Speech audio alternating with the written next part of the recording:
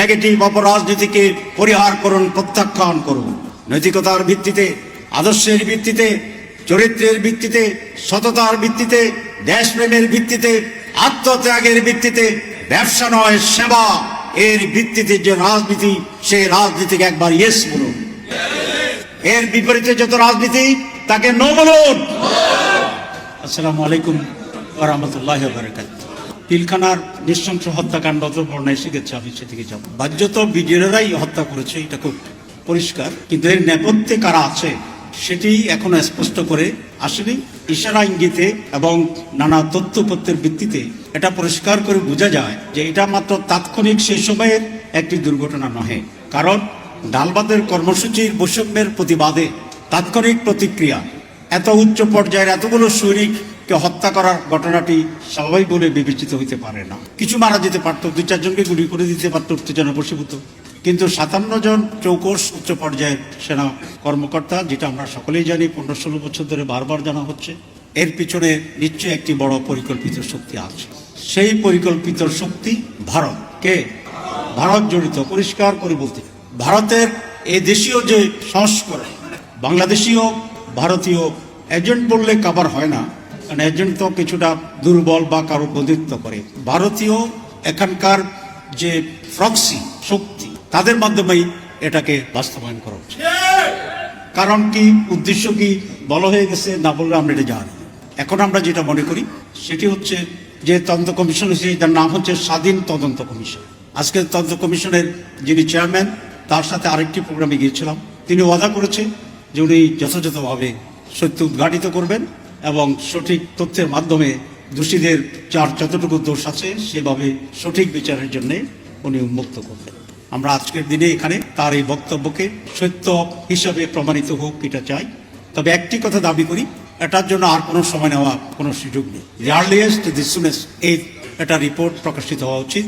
জামাত ইসলামী এই ঘটনার সুষ্ঠু, সঠিক এবং দ্রুত বিচার দাবি করে। প্রিয় ভাইরা, সিঙ্গাপুরের একটি প্রতিদল জামাত অফিসে এসেছিল।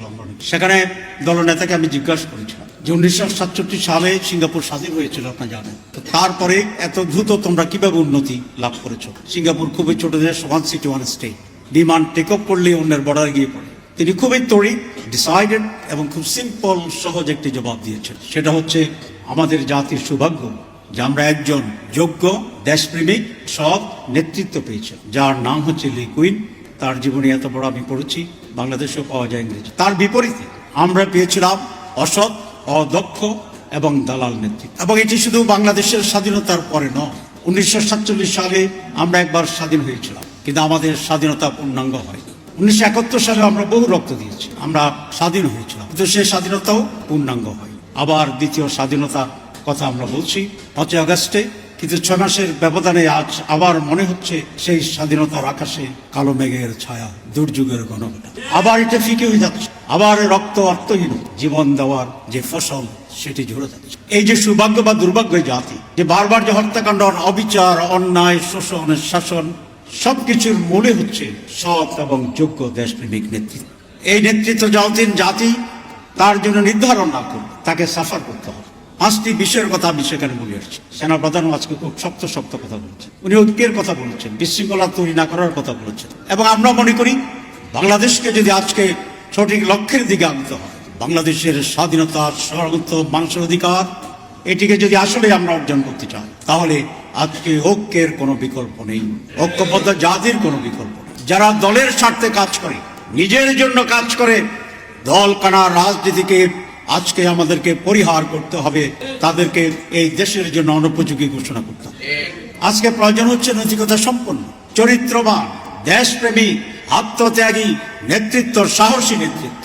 এই জন্য আমি বলে আসছি যে 5টি বিষয়ে আমাদের ঐক্য থাকতে। আমরা আসুন একটি প্ল্যাটফর্মে দাঁড়িয়ে জাতির কাছে অঙ্গীকার এবং ব্যক্তিকে, দলকে, নিজেকে, নিজের কর্মীদেরকে, মানুষকে আমরা কয়েকটি বিষয়ে না বলার জন্য ঐক্যবদ্ধ করি যে আমরা চাঁদাবাজি করব না। নোটু চাঁদাবাজি, এটা কোনো দলের বিরুদ্ধে কথা নয়, এটা কোনো দলের পক্ষে কথা নয়। চাঁদাবাজি করবেন না, এটা কি কোনো দলের পক্ষে? এটা কি কোনো দলের বিরুদ্ধে? আমরা অনৈতিক হব না। আসুন আমরা একসাথে বলি। আমরা যখন বলি দেশে চাঁদাবাজি থাকবে না, কেউ কেউ মনে করেন আমরা তাদেরকে কন্ডেম করব। কেন? আপনারা কি নিজেদেরকে সেভাবে চিহ্নিত করেন? আমরা তো বলিনি আপনাদের। আপনারা জানেন একটি গ্রামে হাঁস চুরি হয়েছিল, কোনোভাবেই এই হাঁস চোরকে রিকগনাইজ করা যাচ্ছে। জুমার দিনে ইমাম সাহেব খুতবায় বললেন, যিনি হাঁস চুরি করেছেন তার চুলের ভিতরে হাঁসের একটা পালক দেখা যাচ্ছে। হঠাৎ করে এক ব্যক্তি মাথায় হাত দিছে। তাহলে চোরকে প্রমাণের দরকার আছে? আমরা যখন বলি চাঁদাবাজি করবেন না, আপনারা চুলে হাত দেন কেন? আপনারা মাথায় হাত দেন কেন? আর যদি এটাই আপনাদের কথা হয় তাহলে বলুন জাতির কাছে। সে সাহস তো না। আমি বক্তৃতা লম্বা করতে চাই। এটা জামাত ইসলামের জন্য নয়, এটা দেশের জন্য আজকে প্রয়োজন। চেঞ্জ, পরিবর্তন আনতে হবে এই দেশে, এবং সেটা পজিটিভ পলিটিক্স। অন্যকে গালি দিয়ে রাজনীতিতে মানুষের হৃদয় অর্জন করা যায় না। রাজনীতি হচ্ছে একটা সফিস্টিকেটেড জিনিস, একটা উন্নত মানের কাজ। এখানে গালি আসবে কেন? এখানে মিথ্যাচার আসবে কেন? এখানে অন্যকে দাবি দেওয়ার জন্য হিংস্রতা এবং শক্তির প্রয়োগ হবে কেন? এই সকল কিছুই তো আজকে বাংলাদেশের প্রধান সমস্যা হচ্ছে রাজনীতি। আমি এই জাতিকে আহ্বান জানাবো, একটিবার আপনার এই সমস্ত নেগেটিভ অপরাজনীতিকে পরিহার করুন, প্রত্যাখ্যান করুন। নৈতিকতার ভিত্তিতে, আদর্শের ভিত্তিতে, চরিত্রের ভিত্তিতে, সততার ভিত্তিতে, দেশপ্রেমের ভিত্তিতে, আত্মত্যাগের ভিত্তিতে, ব্যবসা নয় সেবা, এর ভিত্তিতে যে রাজনীতি, সেই রাজনীতিকে একবার ইয়েস বলুন। এর বিপরীতে যত রাজনীতি তাকে নো বলুন। তাহলে বারবার প্রতারিত হওয়া, বারবার আমাদেরকে আমাদের অধিকার থেকে বঞ্চিত থাকা, বারবার বাংলাদেশের স্বাধীনতা নিয়ে যে খেলা, বারবার আমাদের নিরাপত্তাহীনতার যেই দগ্ধ পরিবেশের ভিতরে আমাদেরকে অবস্থান করা, সেই সকল কিছু থেকে আমরা পরিত্রাণ পাবো।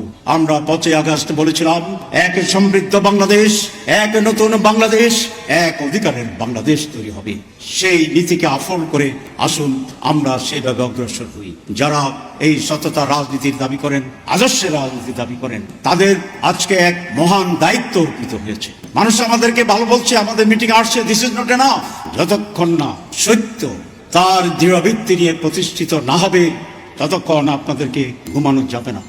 আপনাদেরকে সহজতার দিকে যাওয়ার কোনো সুযোগ নেই। সত্য প্রতিষ্ঠার সংগ্রাম সহজ কোনো সংগ্রাম নয়। এই সংগ্রাম কন্টিনিউ করতে হয় ত্যাগের পর ত্যাগ দিয়ে। আমরা ত্যাগ করেছি, নজির আছে। আমাদের বড় বড় নেতারা ফাঁসির মঞ্চে চলে গেছেন হাসি মুখে। শাহাদাতের ফাঁসির মঞ্চে যাওয়ার আগে ওই সমস্ত মর্দে মুজাহিদেরা জিজ্ঞাসা করেছিল, আমি কোন ড্রেস পরে যাব? মর্দে মুজাহিদেরা জিজ্ঞাসা করেছিল, আর কতক্ষণ আছে আমার ফাঁসির রায় কার্যকরের? আমি আধা ঘন্টা রেস্ট নিয়ে নিই, ঘুমাই পড়ি। এইরকম দুঃসাহসী নেতা রাহাবারদের আমরা উত্তরসূরি এবং কর্মী।